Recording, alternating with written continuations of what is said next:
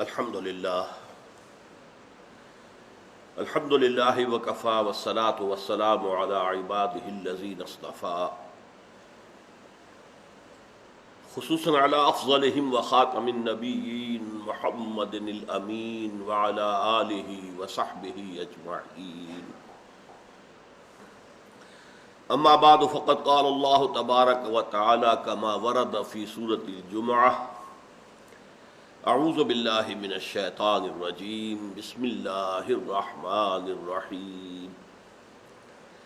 یسبح للہ ما فی السماوات وما فی الارض الملک القدوس العزیز الحکیم. هو الذی بعث فی الامیین رسولا منہم یتلو علیہم آیاتہ ویزکیہم ویعلمہم الکتاب والحکمہ وَإِن كَانُوا مِن قَبْلُ لَفِي ضَلَالٍ مُّبِينٍ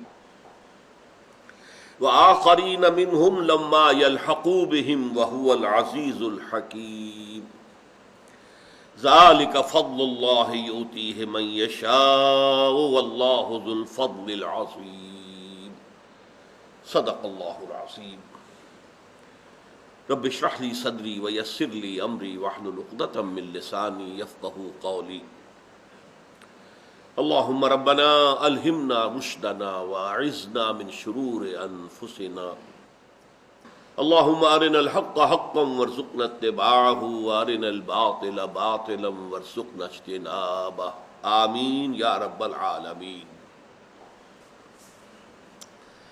آج ہم اللہ کے نام سے سورہ جمعہ کا مطالعہ شروع کر رہے ہیں. دو باتیں قرآن مجید کے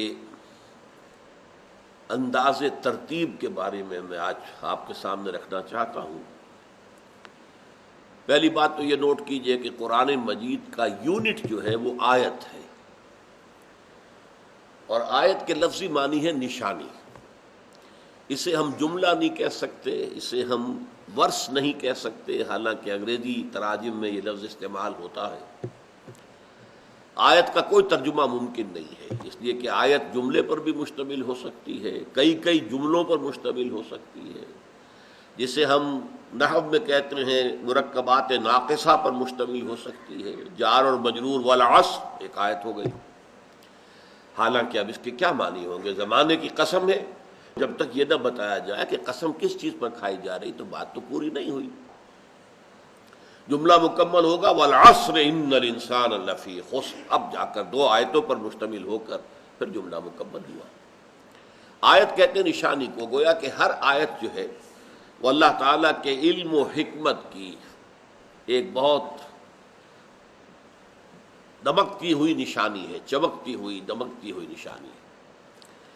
اب ان آیتوں کو سورتوں کی شکل میں مرتب کیا گیا. آیتیں بھی چھوٹی بھی ہیں بڑی بھی ہیں، سورتیں بھی چھوٹی بھی ہیں بڑی بھی ہیں. کم سے کم 3 آیتوں پر مشتمل سورتیں ہیں، اور وہ 3 ہی ہیں: سورۃ العصر، سورۃ النصر اور سورۃ الکوثر.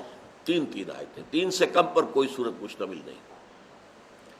تو سورتیں چھوٹی بھی ہیں، 286 آیات پر مشتمل سورہ بقرہ بھی ہے، تقریباً 2.5 پاروں پر مشتمل.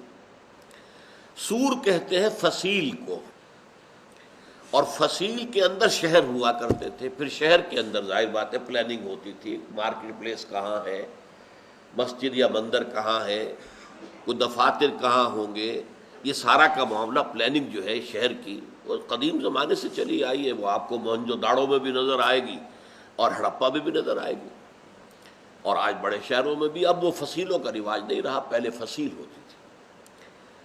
تو ان دونوں چیزوں کو آج میں بتانا چاہتا ہوں کہ جب کسی مجموعہ آیات کو پرو کر ایک صورت بنایا جاتا ہے تو اس میں ایک مرکزی مضمون ہوتا ہے، عمود کہلاتا ہے. ہر صورت کا ایک مرکزی عمود ہے، اور ہر آیت اس عمود کے ساتھ متعلق ہوتی ہے. جیسے ہار ہے، اس میں موتی ہے پروئے ہوئے، ہر موتی اپنی جگہ پر حسن کا مرقع ہے، بہت خوبصورت ہے. ہیرے ہیں، ہر ہیرا اپنی جگہ پر حسین و جمیل ہے.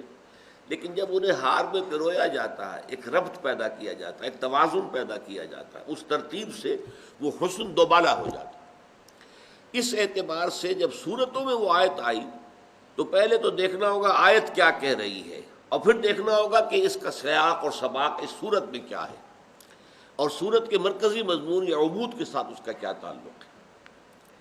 دوسری بات یہ نوٹ کیجئے کہ قرآن مجید کی اکثر و بیشتر صورتیں جو ہے وہ جوڑوں کی شکل میں ہیں۔ یہ کچھ ایسا قانون ہے وَكُلَّ شَيْءٍ خَلَقْنَاهُ زَوْجَيْنِ، یہ قرآن مجید میں آیا ہے، ہم نے ہر شے کو زوجین کی شکل میں پیدا کیا ہے۔ تو اس اعتبار سے قرآن مجید کی صورتیں بھی جو ہے وہ جوڑوں کی شکل میں ہیں۔ سورہ بقرہ، سورہ آل عمران جوڑوں کی شکل میں ہے، سورہ نساء، سورہ مائدہ جوڑا ہے، آخری جوڑا بہت ہی نمایاں ہے، قُلْ أَعُوذُ بِرَبِّ الْفَلَقِ قُلْ أَعُوذُ بِرَبِّ النَّاسِ، ایک ہی مضمون کو دو حصوں میں تقسیم کیا گیا۔ یہ جو جوڑے میں دو صورتیں جمع ہوتی ہیں، ان کی یا تو نسبت ہوتی ہے ریسیپروکل، کہ ایک میں جو بات آئی ہے اس کے بالکل برعکس بات آ رہی ہے دوسری کے اندر، یہ جسے ہم کہتے ہیں کہ تصویر کا ایک رخ ادھر آیا ہے، تصویر کا ایک رخ ادھر آیا ہے، یا اسے کہیں گے کمپلیمنٹری، کہ کسی ایک مضمون کو اس دو صورتوں نے مکمل کیا ہے۔ اس اعتبار سے جوڑے کے درمیان بھی ایک نسبت تلاش کرنا، یہ بھی تدبر قرآن کا ایک اہم موضوع ہے کہ اس جوڑے کے اندر کیا چیز ہے کہ جو ان دونوں کو جوڑا بنائے ہوئے ہیں۔ آپ کو معلوم ہے کہ جوڑا حیوانات میں جوڑے ہیں، انسانوں میں ہیں، مرد اور عورت ہیں، اور ظاہر بات ہے کہ وہ جو بقائے نسل کا تعلق ہے وہ جوڑوں سے وابستہ ہے۔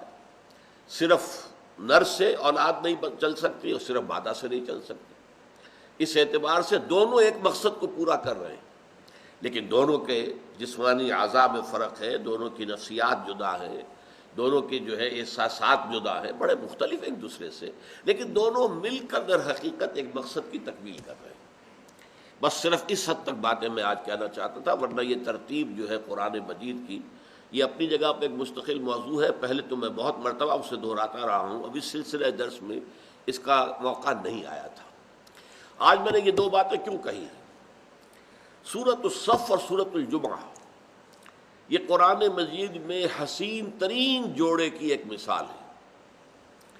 پہلی بات تو یہ نوٹ کر لیجیے، جو شروع میں ہم نے تمہیداً جو ہے کچھ باتیں نوٹ کی تھی، یہ 10 صورتیں ہیں قرآن مجید کی جو مدنیات ہیں، اور تعداد کے اعتبار سے یہ مدنی صورتوں کا سب سے بڑا گلدستہ ہے قرآن مجید میں، اگرچہ پارہ 1.25 بنتا ہے صرف، اور پہلا گروپ جو ہے 4 مدنی صورتیں بقرہ، آل عمران، نساء، مائدہ، وہ 6.25 پارے بنتے ہیں، یہ 1.25 پارہ ہے کل، اور 10 صورتیں، لیکن وہ 4 رہیں گی، یہ 10 ہیں، تو تعداد کے اعتبار سے یہ سب سے بڑا گلدستہ ہے، اور یہ 5 جوڑوں پر مشتمل ہے۔ اور یہاں خاص طور پر نوٹ کیجئے کہ ہر جوڑے کا ایک فرد سبح یسبح یہاں سے شروع ہوتا ہے۔ تسبیح المسبحات کی میں نے ایک مجموعی طور پر اس کا تعارف آپ سے کرایا تھا۔ دوسرا جوڑا بغیر اس کے شروع ہو جاتا ہے۔ سورہ حدید سبح للہ ما فی السماوات والارض۔ سورہ مجادلہ قد سمع اللہ قول التی تجادلک فی زوجها وتشتکی الی اللہ، کوئی تمہید نہیں، کوئی حروف مقطعات نہیں، کوئی تسبیح و تحمید نہیں، کچھ نہیں۔ سورۃ الحشر سبح للہ ما فی السماوات وما فی الارض۔ سورۃ الممتحنہ تو یہاں پر کوئی نہ تسبیح کا ذکر ہے، نہ کوئی حروف مقطعات ہیں، نہ کوئی اور تمہید ہے، لیکن یہ جوڑا جو ہے یہ اس میں مرکزی بھی ہے۔ 10 میں آپ سوچئے 4 صورتیں وہ ہو گئی، 4 بعد میں آئیں گی، سورہ منافقون، سورہ تغابن، سورہ طلاق اور سورہ تحریم، 4 ادھر 4 ادھر، تو 10 میں مرکزی جوڑا یہ ہے سورۃ الصف اور سورۃ الجمعہ، اور ان دونوں کا معاملہ یہ ہے کہ یہ دونوں مسبحات ہیں۔ سبح للہ ما فی السماوات وما فی الارض وهو العزیز الحکیم، یہاں سورہ صف شروع ہوئی تھی۔ یسبح للہ ما فی السماوات وما فی الارض الملک القدوس العزیز الحکیم، یہ سورہ جمعہ کا آغاز ہے۔ اور یہاں دیکھیے جوڑے کی نسبت، سبح فعل ماضی ہے، یسبح فعل مضارع ہے، اور فعل مضارع کے اندر آپ کو معلوم ہے عربی زبان میں بھی اور فارسی میں بھی حال اور مستقبل دونوں جمع ہوتے ہیں۔ اس اعتبار سے گویا کہ زمانے کا احصاء ہو گیا، گھیراؤ ہو گیا، ایک تو یہ کہ کائنات کا گھیراؤ، قرآن مجید میں کہیں یہ لفظ کون و مکان اور یہ کائنات یہ الفاظ کہیں نہیں آئے۔ کائنات کی تعبیر کے لیے کیا آتا ہے؟ آسمان اور زمین، آسمان اور زمین، آسمان اور زمین، جس کو عرب کا بدو بھی سمجھ سکتا تھا، آج کا آدمی بھی سمجھ سکتا ہے۔ کائنات کا لفظ آتا تو اس کو تو سمجھانے کے لیے پہلے کون و مکان، یہ تو ایک فلسفے کی اصطلاح ہے، نہیں، آسمانوں اور زمین میں جو کچھ ہے۔ تو گویا کہ کل کون و مکان کا اس کے اندر جو ہے احاطہ ہو گیا فی السماوات والارض، لیکن زمانے کا حصہ وہ ان صورتوں میں ہوا ہے۔ ماضی سبح للہ ما فی السماوات و ما فی الارض، اور فعل مضارع یسبح للہ ما فی السماوات و ما فی الارض، گویا کہ زمان و مکان ان دونوں کا احاطہ اس جوڑے کے اندر ہو گیا۔ یہ بات میں تفصیل سے پہلے بھی عرض کر چکا ہوں کہ تسبیح کے معنی کیا ہے۔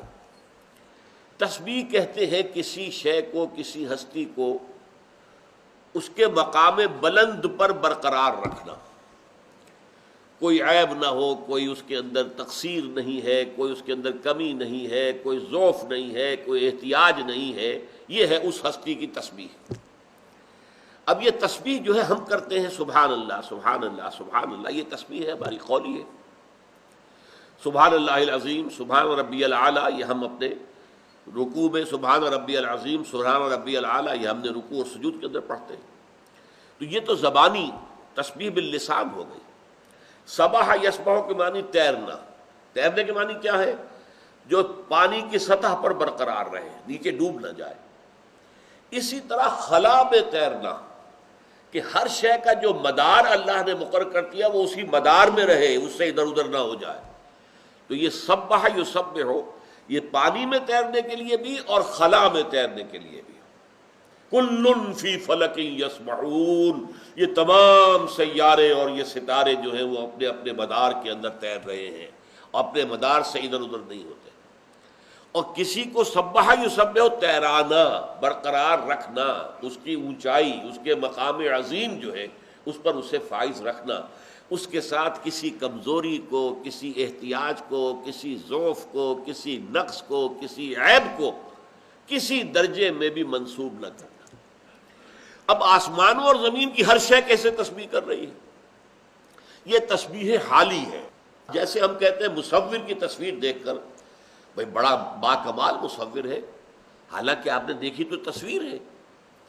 تصویر زبان حال سے اپنے مصور کے کمال فن کی گواہی دے رہی ہے۔ گویا کہ یہ پوری کائنات اپنے صانع، اپنے خالق، اپنے مالک، اپنے مصور، یہ الفاظ آپ کو معلوم ہے، هو اللہ الخالق البارئ المصور، وہ مصور بھی تو ہے۔ یہ نقشہ کشی کس نے کی ہے؟ وہ جو اصغر گونڈوی کہتے ہیں کہ یہ ردائے لالا و گل، پردہ ماہ و انجم، جہاں جہاں وہ چھپے ہیں عجیب عالم ہے۔ یہ در حقیقت خالق چھپا ہوا ہے مخلوقات کے پردے کے اندر۔ مخلوقات کو دیکھو اور خالق کو پہچانو۔ یہ کائنات جو ہے اس کا ذرہ ذرہ، سیاروں سے لے کر ذرات تک، یہ گواہی دے رہا ہے اپنی زبان حال سے کہ میرا خالق، اس کی قدرت مطلق ہے، اومنی پوٹنٹ، علی کل شیء قدیر، اومنیشینٹ، بکل شیء علیم، ہر چیز کا جاننے والا، اومنی پریزنٹ، ہر جگہ موجود، ہوا معکم اینما کنتم۔ اور اس کے نہ علم میں کمی ہے، نہ اس کی حکمت میں کمی ہے، نہ اس کے اختیار میں کوئی کمی ہے، نہ اس کی قوت میں کوئی کمی ہے، ہر اعتبار سے، ہر عیب سے، ہر نقص سے، ہر ضعف سے، ہر احتیاج سے پاک ہے، اعلیٰ ہے، عرفہ ہے، منزہ ہے۔ یہ ہے تسبیح۔ اور اس سے آگے بڑھ کر یہ کہ ہو سکتا ہے اللہ نے ہر شے کو کوئی زبان بھی دی ہو۔ قرآن مجید سے یہ تو معلوم ہوتا ہے کہ پہاڑ بھی اللہ کی تسبیح کرتے تھے حضرت داؤد کے آواز میں آواز ملا کر۔ ویسے تو پہاڑ ہر جگہ تسبیح کر ہی رہے ہیں، خاص کیا بات تھی کہ حضرت داؤد کے ذکر میں ان کا خاص طور پر جو ہے تذکرہ کیا گیا۔ پرندے تسبیح کرتے تھے ان کی آواز میں آواز ملا کر۔ تو ہر شے کی اپنی ایک زبان ہے، اور قیامت میں یہ نقشہ سامنے آئے گا جب ہمارے خلاف ہمارے ہاتھ پاؤں، ہماری آنکھیں، ہمارے اعضاء گواہی دیں گی، تو ہم کہیں گے لما شہدتم علینا، ارے تم تو میرے جسم کا ٹکڑا تھے، میری چھے تھے، میرے ہاتھ، میرے پاؤں، اور میرے خلاف گواہی دے رہے ہو۔ تو وہ کیا کہیں گے انطقنا اللہ الذی انطق کل شیء، آج ہمیں بھی اس اللہ نے زبان دے دی ہے جس نے ہر شے کو زبان دی، انطق کل شیء، ہر شے کو زبان دی۔ تو گویا کہ ہر شے کی کوئی زبان بھی ہو سکتی ہے، اس لیے کہ سورہ بنی اسرائیل میں فرمایا وَإِن مِّن شَيْءٍ إِلَّا يُسَبِّحُ بِحَمْدِهِ وَلَٰكِن لَّا تَفْقَهُونَ تَسْبِيحَهُمْ، کوئی شے نہیں ہے جو اللہ کی تسبیح و تحمید نہ کر رہی ہو، لیکن تم ان کی تسبیح کو سمجھ نہیں سکتے۔ اچھا، تسبیح حالی ہماری سمجھ میں آ رہی ہے کہ کائنات کا ذرہ ذرہ اللہ کی تسبیح کر رہا ہے اپنے وجود سے، وہ اپنے وجود سے، زبان حال سے، تو زبان حال سے جو تسبیح ہو تو سمجھ میں آ گئی۔ وہ تسبیح جو سمجھ میں نہیں آ رہی ہے، یقیناً کوئی زبان اللہ تعالیٰ نے ہر شے کو دی ہے۔ بہرحال یہ مضمون جو ہے 5 سورتوں کے شروع میں آیا، سورہ حدید سبح للہ ما فی السماوات والارض، وہاں ما فی کو دوبارہ نہیں لایا گیا۔ سورہ حشر سبح للہ ما فی السماوات وما فی الارض، پھر سورہ صف ہم پڑھ چکے ہیں سبح للہ ما فی السماوات وما فی الارض، اور یہاں سورہ جمعہ شروع ہو رہی ہے یسبح للہ ما فی السماوات وما فی الارض۔ اب اس آیت کا جو اگلا حصہ ہے وہ اللہ تعالیٰ کے 4 اسماء پر مشتمل ہے، الملک القدوس العزیز الحکیم، وہ جو بادشاہ ہے، وہ جو ہر شے سے پاک ہے، وہ جو زبردست ہے، صاحب اختیار مطلق ہے، اور وہ کہ جس کی حکمت کمال کی ہے، کمال حکمت سے متصف ہے۔ یہ عام جو قرآن کا اسلوب ہے اس سے ہٹ کر یہ بات آج ہم نوٹ کر رہے ہیں۔ عام طور پر قرآن مجید کی آیات جو ہے، بارہا آپ نے نوٹ کیا ہوگا، وہ 2 اسماء یا 2 صفات پر ختم ہوتی ہے۔ وَهُوَ الْعَزِيزُ الْحَكِيمُ، جیسے کہ سورہ صف میں ہم نے پڑھا سبح للہ ما فی السماوات وما فی الارض وَهُوَ الْعَزِيزُ الْحَكِيمُ وَهُوَ الْعَلِيمُ الْخَبِيرُ۔ مختلف جو ہے 2 جوڑے آئیں گے اکثر و بیشتر آپ کو، یہاں جو ہے 4 اسماء اللہ تعالیٰ کے جمع ہو رہے ہیں۔ اچھا، اسی سلسلے سور میں، سورتوں کے اسی سلسلے میں، اسی گلدستے میں سورہ حدید میں بھی ایک آیت موجود ہے جس میں 4 اسماء ہیں، هو الاول والآخر والظاہر والباطن۔ اور اسی سلسلے سور میں جو سب سے بڑا گلدستہ ہے اللہ تعالیٰ کے ناموں کا، وہ سورہ حشر کے آخر میں آیا ہے۔ 3 آیات میں 17 اسماء ہیں اللہ تعالیٰ کے جو آئے ہیں، اور ان میں سے ایک آیت میں 8 اسماء، الملک القدوس السلام المومن المہیمن العزیز الجبار المتکبر، 8 اسماء تسلسل کے ساتھ۔ لیکن جو بات نوٹ کرنے کی ہے وہ یہ ہے کہ سوائے اس سورہ حدید کی آیت کے، وہ تو جب ہم سورہ حدید پڑھیں گے تو پھر میں اس کی تفصیل بیان کروں گا، اور کہیں قرآن مجید میں اللہ کے اسماء اور صفات کے درمیان حرف عطف نہیں آیا۔ یہ نہیں کہا گیا هو السمیع البصیر، هو السمیع والبصیر، نہیں، واو نہیں ہے بیچ میں۔ الملک والقدوس والعزیز والحکیم، نہیں، واو نہیں۔ الملک القدوس العزیز الحکیم، وہاں پر جو میں نے 8 آپ کو گنوائے ہیں وہاں بھی وہی حرف عطف نہیں ہے۔ صرف ایک قرآن میں مجید میں، پورے قرآن میں ایک مقام ہے، وہ سورہ حدید کی وہ آیت ہے هو الاول والآخر والظاہر والباطن۔ اس کی وجہ کیا ہے؟ قرآن مجید جو تصور دیتا ہے صفات الہی کا، اس میں یہ بات نوٹ کرنے کی ہے کہ یہ جملہ صفات اللہ تعالیٰ کی ذات میں بیک وقت موجود ہے۔ حالانکہ بعض صفات متضاد ہیں، الرافع اٹھانے والا، لیکن اس کے ساتھ ہی نیچے گرانے والا الخافض، 2 مختلف ہیں، متضاد صفات ہیں۔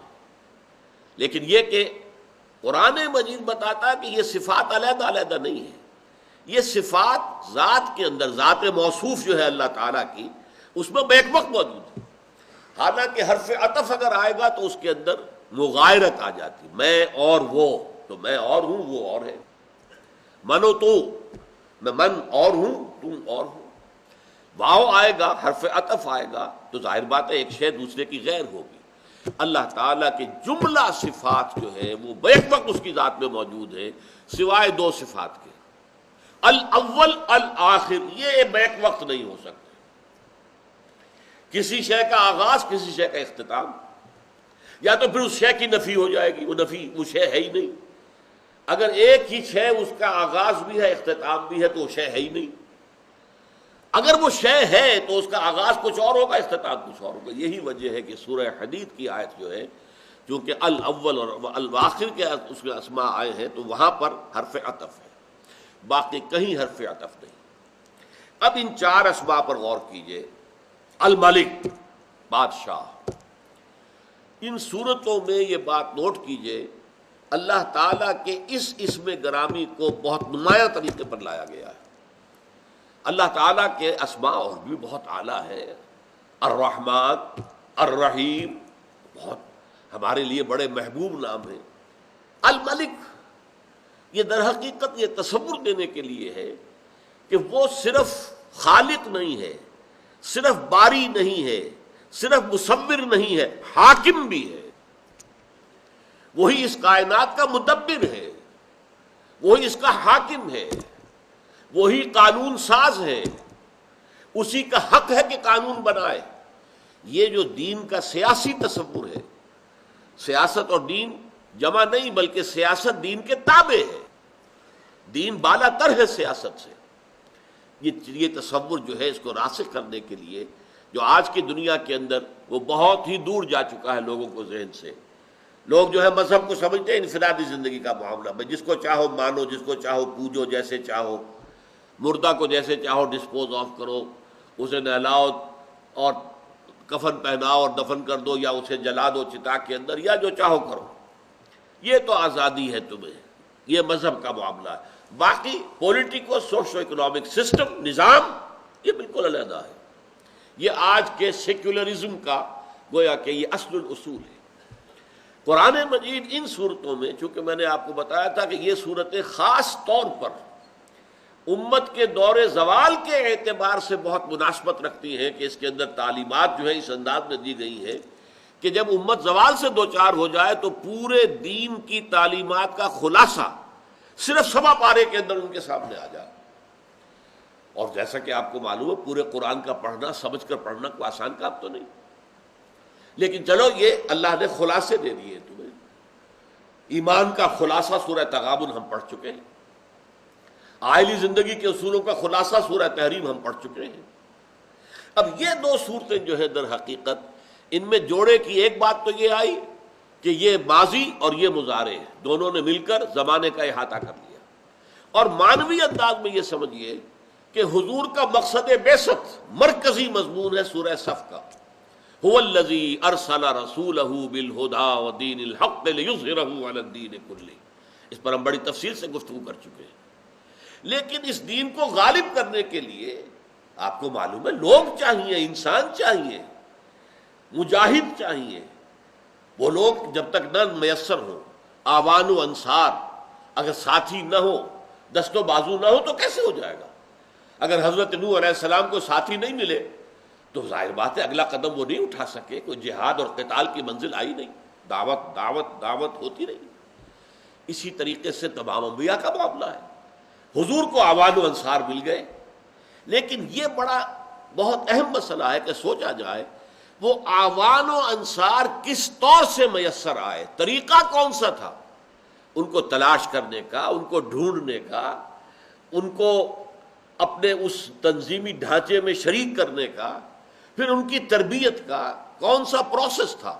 یہ پروسیس ہے کہ جو سورہ جمعہ کا مرکزی مضمون ہے، هو الذی بعث فی الامیین رسولا منہم یتلو علیہم آیاتہ ویزکیہم ویعلمہم الکتاب والحکمہ۔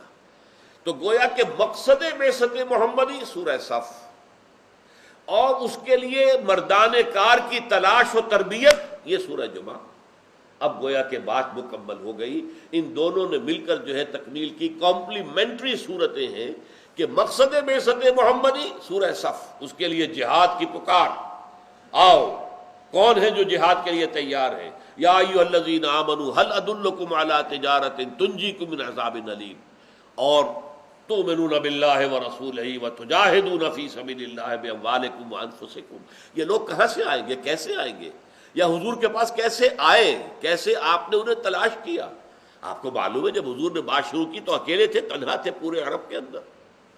پہلے دن ہم کہتے ہیں 4 افراد ایمان لے آئے، ابو بکر رضی اللہ تعالی عنہ، حضرت علی رضی اللہ تعالی عنہ، حضرت خدیجہ رضی اللہ تعالی عنہا، اور حضرت آپ کے غلام جو ہے زید ابن حارثہ. 4 ہو گئے، 1 جمع 4 5. 10 برس کے بعد بھی بمشکل 125. لیکن یہ 125 بھی کیسے میسر آئے، کس طریقے سے ان کی تربیت کی گئی؟ تو یہ ہے سورہ جمعہ کا مضمون. بہرحال پہلی آیت کا جو آخری حصہ میں نے بتایا 4 اسماء، ان میں اہم ترین الملک.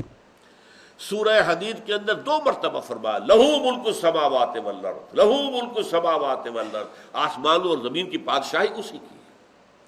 الملک، اسی سے وہ 8 جو اسماء ہیں، الملک القدوس السلام المومن المہیمن العزیز الجبار المتکبر، اس میں بھی پہلا الملک ہے، وہ بادشاہ ہے. جو ہمارے ہاں اللہ کا شکر ہے یہ. اور میں اصل میں لیاقت علی خان کو پہلے سمجھتا تھا کہ وہ شہید قرارداد مقاصد ہیں. انہیں کیوں شہید کیا گیا؟ قرارداد مقاصد پاس کی، اسلامی دستور کے لیے بنیاد جو ہے وہ رکھ دی لیاقت علی خان. چاہے اس کے لیے کوشش کی، مولانا مودودی نے مطالبہ اٹھایا، لوگوں نے ساتھ دیا، مولانا شبیر احمد عثمانی نے پارلیمنٹ میں دستور اسمبلی میں اس کے لیے زور لگایا. لیکن ظاہر بات ہے کہ وہ جو بھی پاور میں تھا وہ تو لیاقت علی خان تھا، اس کی مرضی کے بغیر تو پاس نہیں ہو سکتی تھی. پھر ابھی حال ہی میں جو امپیکٹ کا رسالے کا شمارہ آیا ہے اس میں پڑھ کر حیران رہ گیا ہوں کہ جب لیاقت علی خان گئے امریکہ تو وہاں پر پوری جو لابی ہے اسرائیل کی وہ ان کے گرد ہو گئی.